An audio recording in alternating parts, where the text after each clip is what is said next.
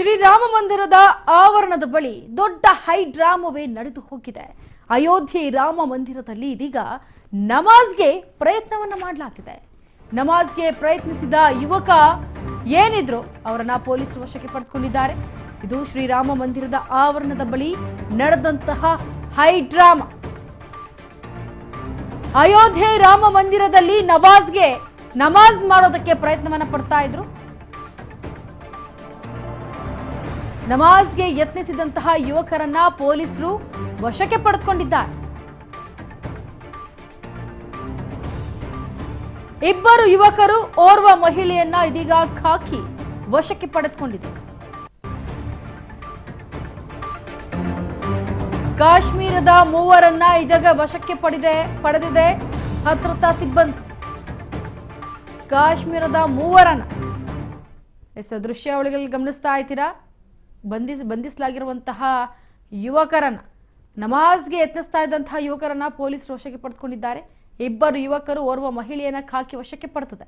ಕಾಶ್ಮೀರದ ಮೂವರನ್ನ ಇದಕ್ಕೆ ವಶಕ್ಕೆ ಪಡೆದಿದೆ ಭದ್ರತಾ ಸಿಬ್ಬಂದಿ. ಕಾಶ್ಮೀರದ ಶೋಫಿಯಾನ ಮೂಲದ ಅಹಮದ್ ಶೇಖ್ನನ್ನ ಈಗ ಬಂಧಿಸಲಾಗಿದೆ.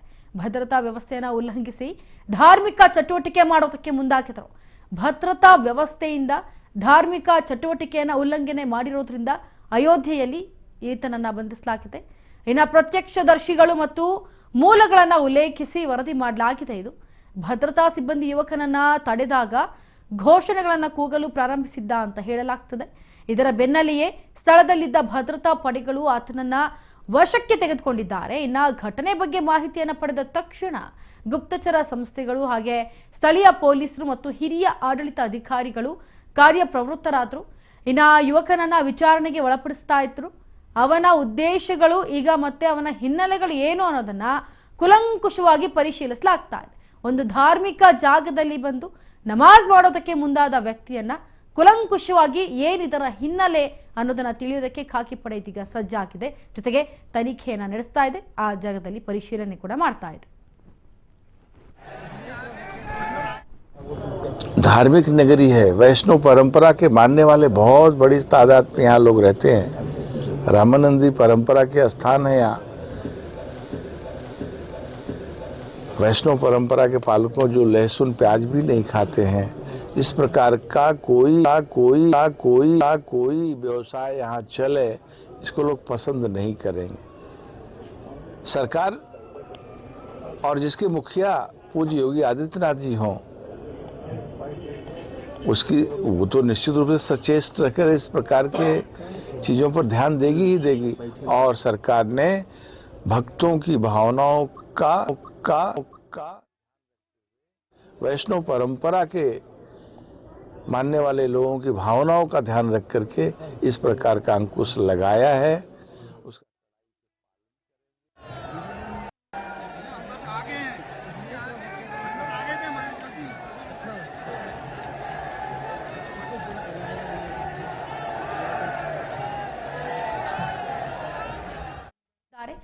ಇಬ್ಬರು ಯುವಕರು ಓರ್ವ ಮಹಿಳೆಯನ್ನ ಖಾಕಿ ವಶಕ್ಕೆ ಮಾಡಿಕೊಂಡಿದೆ. ಯಾಕಂದ್ರೆ ಕಾಶ್ಮೀರದ ಮೂವರನ್ನ ಇದಾಗೆ ವಶಕ್ಕೆ ಪಡೆದು ಭದ್ರತಾ ಸಿಬ್ಬಂದಿಯನ್ನ ಈಗ ಬಂಧಿಸಲಾಗಿದೆ. ಇನ್ನ ಏನು ಈ ಪ್ರತ್ಯಕ್ಷದರ್ಶಿಗಳು ಆ ಸ್ಥಳದಲ್ಲಿದ್ರು ಹಾಗೆ ಮೂಲಗಳೇನಿದ್ರು ಅದನ್ನ ಉಲ್ಲೇಖಿಸಿ ವರದಿಯನ್ನ ಮಾಡಲಾಗಿದೆ. ಇದನ್ನ ಭದ್ರತಾ ಸಿಬ್ಬಂದಿ ಯುವಕನನ್ನ ತಡೆದಾಗ ಕೆಲವೊಂದು ಘೋಷಣೆಗಳನ್ನ ಕೂಗಲು ಪ್ರಾರಂಭಿಸಿದ್ರು ಅಂತ ಹೇಳಲಾಗ್ತಾ ಇದೆ. ಅಲ್ಲಿನ ಸ್ಥಳೀಯ ಅಂದ್ರೆ ಅಲ್ಲಿ ಪ್ರತ್ಯಕ್ಷದರ್ಶಿಗಳು ಯಾರಿದ್ರು ಅದನ್ನು ಹೇಳ್ತಾ ಇದ್ದಾರೆ. ಇದರ ಬೆನ್ನಲ್ಲಿಯೇ ಇದೀಗ ಸ್ಥಳದಲ್ಲಿ ಭದ್ರತಾ ಪಡೆಗಳು ಕೂಡ ಆತನನ್ನ ವಶಕ್ಕೆ ಪಡೆದುಕೊಂಡಿದ್ದಾರೆ. ಘಟನೆ ಬಗ್ಗೆ ಮಾಹಿತಿ ಏನಿದೆ ಅದನ್ನ ಪಡೆದ ತಕ್ಷಣ ಅಲ್ಲಿರುವಂತಹ ಗುಪ್ತಚರ ಸಂಸ್ಥೆಗಳು ಹಾಗೆ ಸ್ಥಳೀಯ ಪೊಲೀಸರೇನಿದ್ರು ಅವರು ದೌಡಾಯಿಸಿ ಬಂದಿದ್ದಾರೆ. ಮತ್ತು ಹಿರಿಯ ಅಧಿಕಾರಿಗಳೇನಿದ್ದಾರೆ, ಆಡಳಿತ ಅಧಿಕಾರಿಗಳು, ಅವರು ಕೂಡ ಅಲ್ಲಿ ಕಾರ್ಯಪ್ರವೃತ್ತರಾಗಿ ಕೆಲಸ ಕೂಡ ಮಾಡಿದ್ದಾರೆ. ಯುವಕನನ್ನ ವಿಚಾರಣೆಗೆ ಒಳಪಡಿಸಲಾಗಿದೆ. ಹಾಗೆ ಆತನ ಉದ್ದೇಶ ಏನಿರಬಹುದು, ಒಂದು ಧಾರ್ಮಿಕ ಸ್ಥಳಕ್ಕೆ ಬಂದು ಈ ರೀತಿಯಾಗಿ ನಮಾಜ್ ಮಾಡೋದಕ್ಕೆ ಮುಂದಾಗ್ತಾ ಇದ್ದಾರೆ ಅಂದ್ರೆ ಅವರ ಉದ್ದೇಶ ಏನಿರಬಹುದು ಅನ್ನೋ ಹಿನ್ನೆಲೆಯನ್ನ ಇದೀಗ ಅಲ್ಲಿನ ಖಾಕಿ ಪಡೆ, ಸ್ಥಳೀಯ ಖಾಕಿ ಪೊಲೀಸರು ಕುಲಂಕುಷವಾಗಿ ಪರಿಶೀಲಿಸ್ತಾ ಇದ್ದಾರೆ. ಕುಲಂಕುಷವಾಗಿ ಕೆಲವೊಂದು ಪ್ರಶ್ನೆಗಳನ್ನ ಒಡ್ಡುತ್ತಾ ಆತನ ವ್ಯಕ್ತಿಯ ಹಿನ್ನೆಲೆ ಏನು ಅನ್ನೋದನ್ನ ತಿಳಿತಾ ಇದ್ದಾರೆ.